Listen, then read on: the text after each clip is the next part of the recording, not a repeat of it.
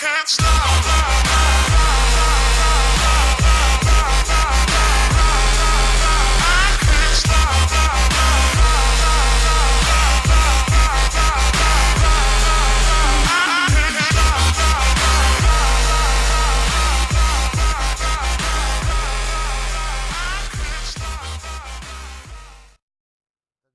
Zdravím, moje jméno je Iceman a v tomto replay se zaměřím na T21. Jak vidíte, mapa Himmelsdorf, střetnutí, trošku to popoženu ten začátek a v této mapě jde hlavně vlastně o to, kdo rychle dobije kopec, anebo prostě o správném rozložení týmu, aby prostě všichni nejeli na kopec a druhý tým si to hezky okepuje, to ne.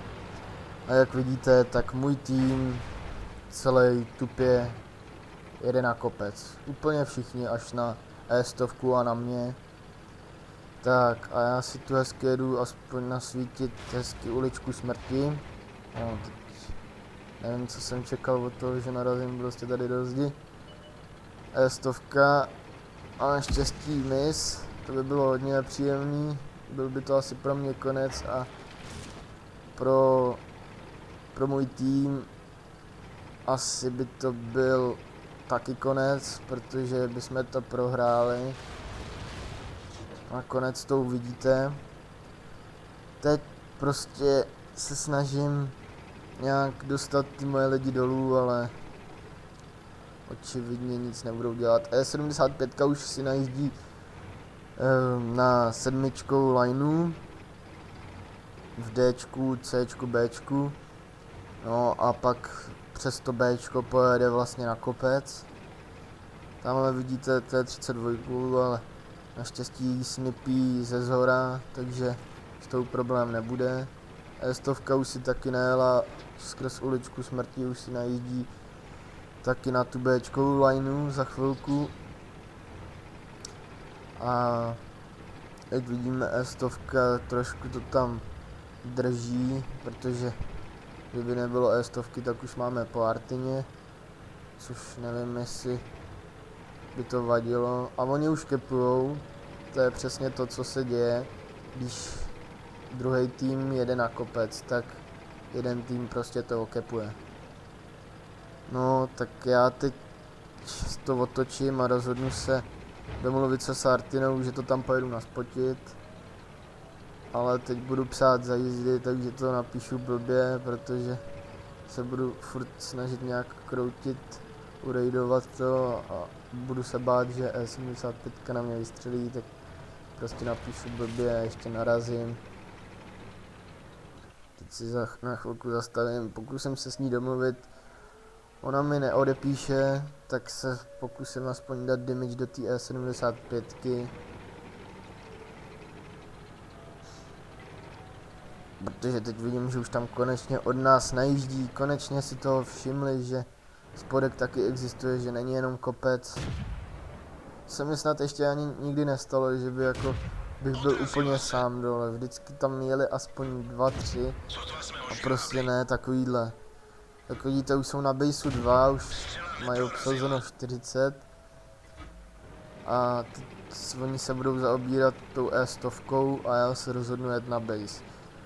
Teď chytrá Artina si všimla, že já existuju a bude mi psát, abych jel spotit, ale to jsem určitě teď rozhodně v plánu neměl, takže mi to musel ještě psát. No, teď vidíte, že už mají 60. A co jak já mám probít 10 asi? Když jsem ani neprobil E75. No, už mají 70, tak si to spočítejte. Teď tam mají 74, 75, no, teď jsem hezky vynuloval E5, teď ještě VKčko a teď si to přičtěte 75, a než oni přijedou, 75 plus 10, 85,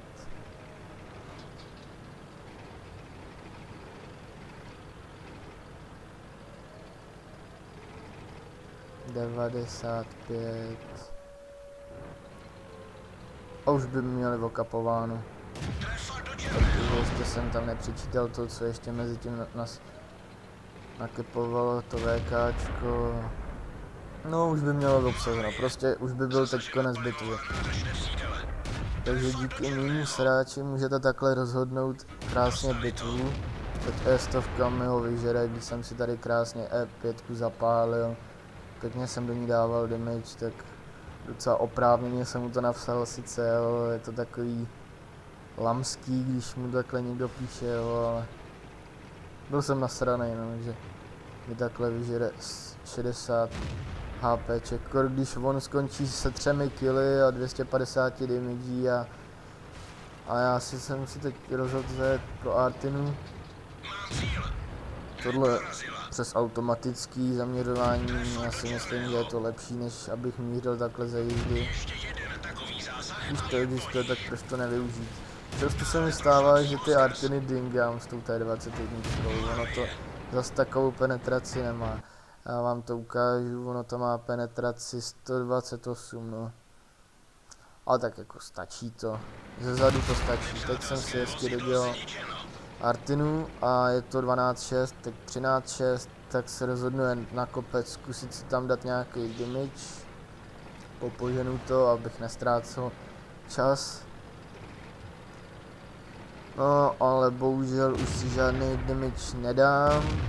Ale i tak si myslím, že se mi tady podařila tahle bitva ještě kort na 5násobek. To uvidíte sami, jaký odměny jsem dostal. No, vidíte, že ta EPZ 100 na mě furt míří. Tak já tam nevyjíždím, IS3 ji dodělává. No, skončí to 15-7, no. Ani si nikdo ne... Good job team, jo, jako... Jak to někdo může psát, když všichni jeli na kopec a já jediný jsem tam byl dole. No, každopádně děkuji za shlédnutí, doufám, že se vám to líbilo. Už asi nebudu říkat, že přibydou další, ale přibydou. Tak jo, díky, můžete mi dát like nebo odběr, čau.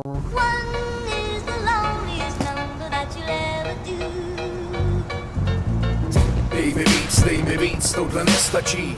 Dej mi víc, tohle nestačí. Dej mi víc, tohle nestačí. Jednou mi dojdou nervy.